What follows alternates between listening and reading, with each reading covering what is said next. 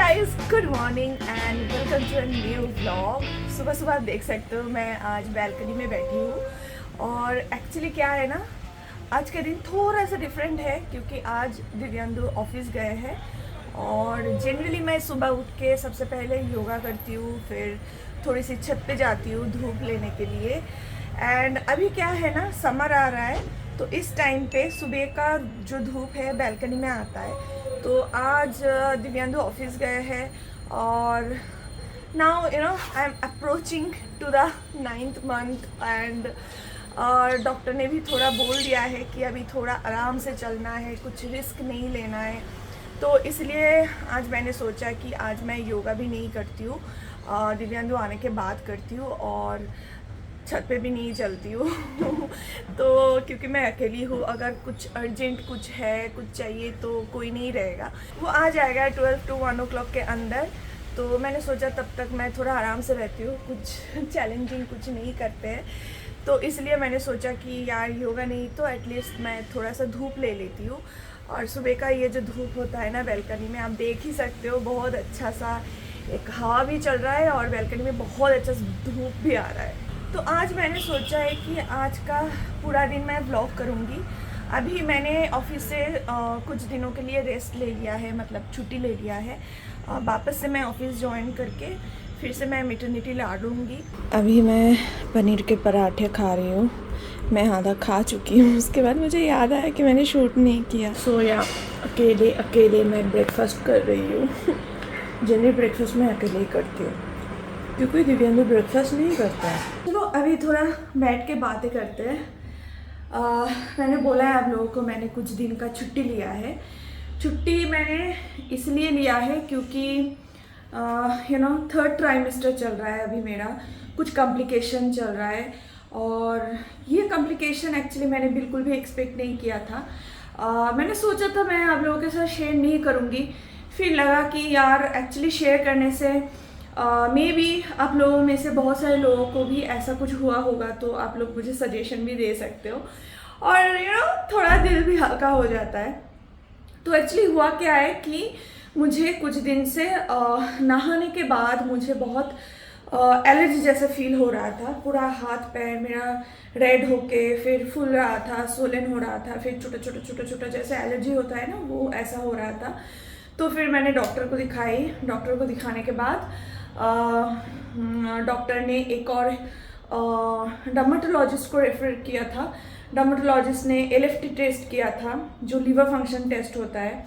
तो उसमें पता चला कि मेरा जो लीवर है, मेरे लीवर का एसजीपीटी एंड एसजीओटी वो होता है एंजाइम्स, लीवर का एंजाइम्स, उसका नॉर्मल रेंज होता है 35 अराउंड, 35 अंदर, 35 to 40 के अंदर होता है। तो वो मेरा हाई था, लाइक एसजीपीटी मेरा कुछ 40 के ऊपर था एंड एसजीओटी 40 अराउंड कुछ था।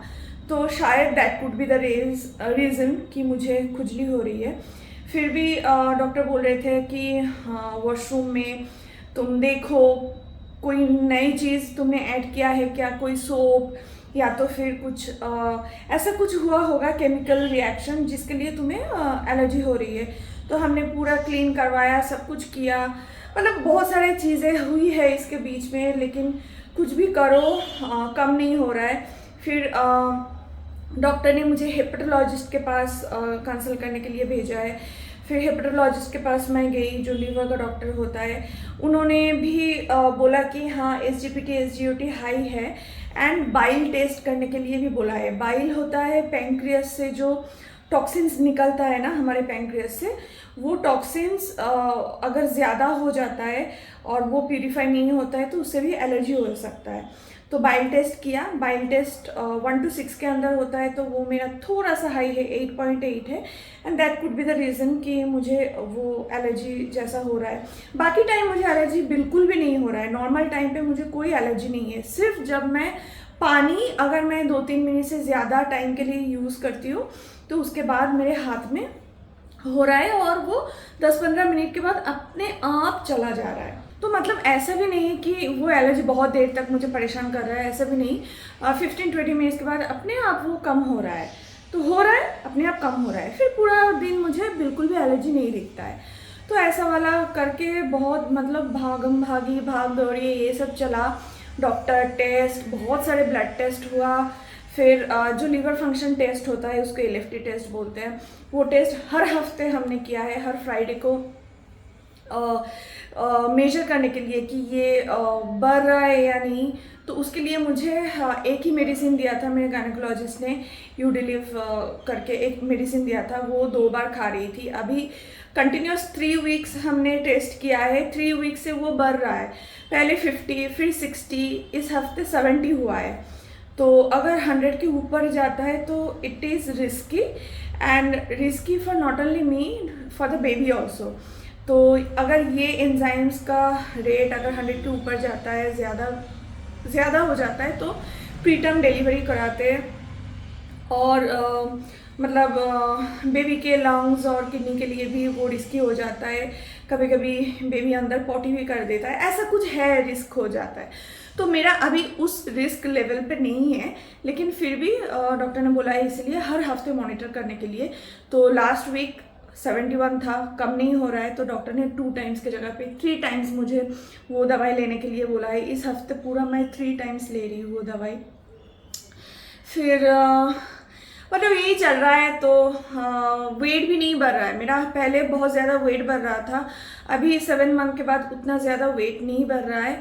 लेकिन doctor was like it's okay, baby का वेट ऑलमोस्ट ठीक है, थोड़ा सा अंडर वेट है बट ठीक है, it's okay, good for normal delivery. बहुत सारा अंडर वेट भी नहीं है बट इट्स ओके। तो ये करके फिर डॉक्टर ने रिकमेंड किया कि तुम अभी ना थोड़ा रेस्ट करो, क्योंकि अभी 8 मंथ फिनिश होके 9 मंथ शुरू होने वाला है, मतलब शुरू हो गया है ऑलरेडी। आज मैं वीडियो कर रही हूँ, तो अगर आप देखोगे मतलब ये वीडियो शायद कुछ दिन के बाद ही जाएगा, तब तक मेरा 9 मंथ शुरू हो जाएगा। तो डॉक्टर ने बोला है 37 वीक में डिलीवरी करवानी है, क्योंकि मेरा SGPT SGOT हाई है, और इस केस में जनरली 37 वीक में डिलीवरी कराते हैं। और अगर किसी का बहुत ज़्यादा हाई होता है, मतलब 200 300 1000 भी हो जाता है, जो मेरा 50 60 70 ऐसे हो रहा है, वो किसी किसी का मतलब 500 600 1000 ऐसा भी होता है। तो उन लोगों के लिए ना 8.5 मंथ्स में डिलीवरी करा देते हैं, because it's risky for both mother and the child. तो वही है, मेरा उतना ख़राब सिचुएशन तो नहीं है बाय गॉड्स ग्रेस, टचवुड, उतना ख़राब सिचुएशन नहीं है। इसलिए डॉक्टर ने बोला है कि 37 वीक में डिलीवरी कराएंगे, तो पेन इंड्यूस करेंगे, अगर उससे नॉर्मल से होता है तो नॉर्मल, नहीं तो सिजरियन, वो तो भगवान के हाथ में, मुझे भी नहीं पता। तो मुझे इसलिए डॉक्टर ने बोला है कि अभी से बहुत सारा एक्सरसाइज करने के लिए, ताकि पेल्विक मसल्स रिलैक्स हो, सर्विक्स ओपन हो जब ओपन होना चाहिए, ताकि नॉर्मल डिलीवरी के लिए आसान हो। एंड आप लोगों के साथ मैंने शेयर ही किया है कि मैं शुरू से मतलब 4th मंथ से मैं योगा कर रही थी, और अभी लास्ट में जो योगा होता है वो सब योगा भी मैं कर रही हूँ, ताकि मेरा मसल्स रिलैक्स रहे। और मैं बहुत मन से चाहती हूँ कि मैं नॉर्मल डिलीवरी करवाऊँ, तो इसलिए मैं तो अपने तरफ से पूरा कोशिश कर रही हूँ कि मेरा नॉर्मल डिलीवरी हो।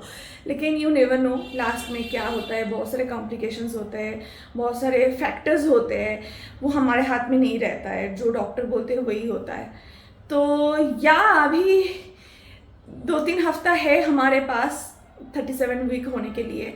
तो अभी मैंने ऑफिस से 2 हफ्ते का छुट्टी लिया है, थोड़ा सा रेस्ट करने के लिए, खाना पीना अच्छे से खाने के लिए, क्योंकि लीवर का प्रॉब्लम है, तो बहुत सारा पानी पीना है। It's not a problem. मैंने पूछा है डॉक्टर को कि क्यों हुआ है ये वाला SGPT SGOT हाई क्यों हुआ है। डॉक्टर बोलते इसका कोई रीज़न नहीं है, क्योंकि ये रीज़न होता है प्रेगनेंसी में बहुत लोगों का BP हाई होता है, शुगर हाई होता है, बहुत लोगों का बहुत सारे प्रॉब्लम्स दिक्कतें आती है। तो मुझे ये वाला हुआ है, and it happens for the pregnant lady who conceived late 30s। तो हाँ, मतलब लेट 30 नहीं है, 30 के बाद जो कंसीव करते हैं, ये ऐसा थोड़ा कॉम्प्लिकेशन होता है। तो ऑब्वियसली आई एम 34, तो थोड़ा बहुत कॉम्प्लिकेशन है, लेकिन मैं उतना भी ज़्यादा ध्यान नहीं दे रही हूँ कॉम्प्लिकेशन के ऊपर कि हाँ हाँ ये है वो है। बस अभी 2 हफ्ता डॉक्टर ने रेस्ट करने के लिए, चिल करने के लिए बोला है, आराम से खाने पीने सोने के लिए बोला है, और बहुत सारा एक्सरसाइज करने के लिए बोला है। अभी क्या होता है ना, जैसे मैं बात कर रही हूँ, आपको शायद पता चल रहा है कि मेरा सांस फूल रहा है, तो ये सब नॉर्मल चीज़ें हैं। तो इसीलिए जब मैं एक्सरसाइज करती हूँ उसके बाद मैं बहुत थक जाती हूँ। So I need a good sleep और रेस्ट एक्सरसाइज करने के बाद। और मैं तो अभी सुबह और शाम दोनों टाइम एक्सरसाइज कर रही हूँ, मतलब योगा कर रही हूँ, और आधा घंटा वॉक भी कर रही हूँ, ताकि मैं फिट भी रहूँ। और इन केस नॉर्मल डिलीवरी होता है तो होता है, नहीं होता है तो ये पोस्ट डिलीवरी भी मेरा रिकवर होने में बहुत हेल्प करेगा। तो यही सब चल रहा है, ये अपडेट है मेरा 3rd ट्राइमेस्टर का। फर्स्ट ट्राइमेस्टर में थोड़ा सा दिक्कत हुई थी, सबकोरियनिक हैमरेज था, उसके लिए 10-15 डेज़ का मुझे बेड रेस्ट दिया था, और बीच में बहुत स्मूथ जर्नी रहा है। मैं बहुत एंजॉय कर रही थी, अभी भी मैं एंजॉय कर रही हूँ, ऐसा कुछ नहीं है, ऐसा कुछ नहीं है मुझे कोई दिक्कत हो रही है। मुझे टचवुड की अभी तक मतलब कोई दिक्कत नहीं हो रही है प्रेगनेंसी में कि हाँ इसके लिए मुझे बहुत दिक्कत हो रही है। ये जो नहाने के बाद थोड़ा जो एलर्जी जैसा होता है वो 10-15 मिनट के लिए ही होता है, उसके बाद अपने आप ठीक हो जाता है। लेकिन हाँ, जो प्रॉब्लम है इंटरनल प्रॉब्लम, वो थोड़ा तो कंट्रोल में होना चाहिए। तो आज थर्सडे है, कल फिर से डॉक्टर के पास जाना है। अभी तो हर हफ्ते जाती हूँ मैं, क्योंकि ये थोड़ा प्रॉब्लम भी है, इसलिए डॉक्टर ने बोला है हर हफ्ते मुझे चेक करना है। तो हर हफ्ते जाती हूँ, और हर हफ्ते ब्लड टेस्ट दे के आती हूँ लीवर फंक्शन का। तो I am eagerly waiting and praying कि हाँ इस हफ्ते का जो लीवर फंक्शन SGPT SGOT है वो कम हो जाए। तो 37 वीक में डिलीवरी करवानी है, वो वाला जो क्या बोलते हैं, अर्जेंसी ना हो, जब बेबी का मन हो बाहर आने का तब आए। तो हाँ, थोड़ा प्रे कीजिए मेरे लिए, ताकि सब कुछ अच्छा हो, आराम से हो, कोई हड़बड़ी ना हो, कोई कॉम्प्लिकेशन ना हो। And I am being very positive. मैं पॉजिटिव माइंड में, जब हुआ था ये सब बोल रहे थे 2-4 दिन, ये डॉक्टर फिर हॉस्पिटल, फिर ब्लड टेस्ट, ये वो बोल रहे हैं, ये बोल रहे हैं, वो बोल रहे हैं, ये चल के थोड़ा 2-4 दिन बहुत थोड़ा डिस्टर्ब थी। उसके बाद आई वाज लाइक यार जो होगा होगा, और मुझे कॉन्फिडेंस है कि सब ठीक होगा, सब ठीक होगा, कुछ गलत नहीं होगा, सब कुछ ठीक ही होगा। तो वो पॉजिटिव माइंडसेट के साथ मैं हूँ। एंड या अभी इस हफ्ते से मैं तो छुट्टी पे हूँ, तो मैं सोच रही थी थोड़ा काम वाम करूँ, मतलब यूट्यूब का वीडियो व्लॉग ये सब बनाऊँ आप लोगों के लिए। मेरा भी मन बहुत खुश रहेगा, आप लोगों को भी बहुत सारे कंटेंट दिखने को मिलेगा। एंड या इसलिए मैंने सोचा थोड़ा बैठ के पहले आप लोगों को अपडेट देती हूँ। ओके, सो करंट अपडेट अभी दोपहर के 1 बज रहा है, और मेरे मेड आके खाना वाना बना के फिर झाड़ू पोछा जो भी होता है वो सब करके चली गई है। दिव्यांदु अभी तक नहीं आया, उसने बोला था कि 12:30 to 1 o'clock अराउंड पहुंच जाएगा, बट इट्स ओके। मैं नहाऊंगी, उससे पहले मैं ना वो कर रही थी, थोड़ा परवल एक्स्ट्रा हो गया था, ठीक है, तो मैंने बोला तुम बस काट के रखो, मैं खाने से पहले फ्राई कर लूँगी। और ये अनियन के साथ फ्राई करने में ना बहुत मतलब टेस्टी, बहुत अच्छा लगता है, उसके साथ थोड़ा हरी मिर्च डाल के। तो वही चल रहा है, मैं वही कर रही हूँ इधर, थोड़ा फ्राई। मुझे ना थोड़ा ऐसे आलू फ्राई, अनियन फ्राई, परवल फ्राई, और क्या खसखस पोस्त तो बोलते हैं जो हम बंगाली में, उसको भी ना आप अनियन के साथ फ्राई करके हरी मिर्च के साथ अगर बनाओगे बहुत टेस्टी लगता है, बहुत टेस्टी। तो मुझे दोपहर को ऐसा थोड़ा चटपटा वाला खाना बहुत पसंद है। Hello, so now it is lunch time. मैंने नहा लिया है, पूजा कर लिया है, 2 बज चुका है। दिव्यांगु अभी तक नहीं आया, मैंने कॉल नहीं किया क्योंकि एक्चुअली वो वर्क फ्रॉम होम करते हैं। मैं इतनी बार बोल रही हूँ कि ऑफिस से नहीं आया, क्योंकि आज एक्सेप्शनल डे है, उनका वर्क फ्रॉम होम रहता है। तो आज कुछ ट्रेनिंग है करके वो गए, और हाँ दोपहर तक तो आ जाएंगे करके बोला था, अभी तक नहीं आया। मुझे भूख लग रही है तो मैं खाना खा लेती हूँ। मैं एक बार दिखाती हूँ आज मेनू में क्या क्या है। तो ये तो मैंने बनाया, आपने देखा था, परवल का अनियन और हरी मिर्च फ्राई। और ये जो है ना, ये इसको बोलते हैं कोचू शाक, बंगाली में हम कोचू शाक बोलते हैं। इसमें थोड़ा सा गार्लिक और सिर्फ मिर्ची, इसी के साथ फ्राई करते हैं। बेंगलोर में मिलना ये बहुत मुश्किल है, लेकिन एक शॉप है जहाँ पे ये सारा बंगाली आइटम मिलता है, and this is very good for pregnant women. इधर कद्दू, पम्पकिन का सब्ज़ी, और ये काली दाल, मसूर दाल, और इधर है पनीर के साथ परवल। तो यही है आज का मेनू। एक्चुअली ये दोनों से मेरा काम चल जाएगा। और इधर मैंने गरम गरम राइस के साथ घी और नमक ले लिया है। इस प्रेगनेंसी में पता नहीं, मतलब मुझे गरम गरम राइस के साथ घी और नमक के साथ मुझे इतना स्वादिष्ट लगता है, मुझे इतना पसंद आता है। मतलब जब भी मैं घर पे रहती हूँ ना, दोपहर के टाइम पे हर रोज़ मैं खा रही हूँ घी के साथ गरम राइस। और कभी कभी रात को जब मैं ऑफिस जाती थी तो रात को कभी कभी खा लेती थी, लेकिन मुझे यम्मी लगता है, यम्मी। मतलब और ये जो घी है ना, घर का बना हुआ है, तो कोई टेंशन की बात नहीं है, प्योर घी है, और मुझे तो बहुत अच्छा लगता है। तो मैं स्टार्ट ही करती हूँ दोपहर के लंच घी भात के साथ। हाय गाइस, सो अभी इवनिंग का 7 बज चुका है, और दिव्यांदु आया था, थोड़ा लेट आया था, और आते आते मेरे लिए क्या लेके आए देखो। एक मिनट, ये देखिए, कचौरी और समोसे लेके आए हैं, दो मेरे लिए एक, दिव्यांदु के लिए एक। तो जब लेके आए थे ना, तब मुझे खाने का इतना मन नहीं हो रहा था। अभी मुझे बहुत ज़ोर से भूख लगी है, तो शाम का पूजा जो है वो सब मैंने कर लिया है। तो अभी मैं सोच रही हूँ थोड़ा मुरमुरा के साथ मैं ये खाती हूँ, और दिव्यांदु आते ही सो गया, ठीक है। तो वो आते हम लोग एक्चुअली मूवी देखना स्टार्ट किया है, ए वतन मेरे वतन, सारा अली खान का। वो मूवी देखते देखते वो सो गया, तो आई वाज लाइक ठीक है, मैं थोड़ा इवनिंग वॉक करती हूँ। मैंने इवनिंग वॉक किया, और फिर उसके बाद इवनिंग वॉक करने के बाद पूजा वूजा करके अभी मैं कचौरी और समोसे खाऊंगी। बहुत दिनों के बाद खाई। लुक एट द साइज यार, दे आर ह्यूज।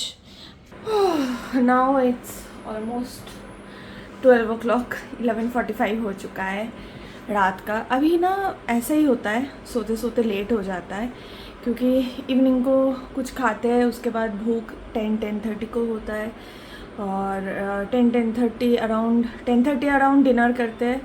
उसके थोड़ी देर बाद दूध पीती हूँ, और उसके बाद अभी सोने के लिए जा रही हूँ। और खाने के इमीडिएट बाद तो नहीं सो सकते ना, एसिडिटी हो जाएगा, इंडाइजेशन हो जाएगा, तो वही है। और हाँ, आज का दिन ऐसा ही था, आप लोगों के साथ शेयर किया मैंने कि आज क्या क्या होता है। एंड प्लीज़ नीचे कमेंट करके बताना आपका एक्सपीरियंस कैसा था। अगर अपने 3rd ट्राइमेस्टर में आपने भी कोई डिफ़िकल्टी फेस किया है, तो मुझे भी कमेंट करके बताना। अगर आपको भी ऐसे SGPT SGOT का और आपके रिलेटेड किसी को भी ऐसा प्रॉब्लम हुआ होगा, तो मुझे थोड़ा कमेंट करके बताना, मुझे थोड़ा हिम्मत मिलेगी।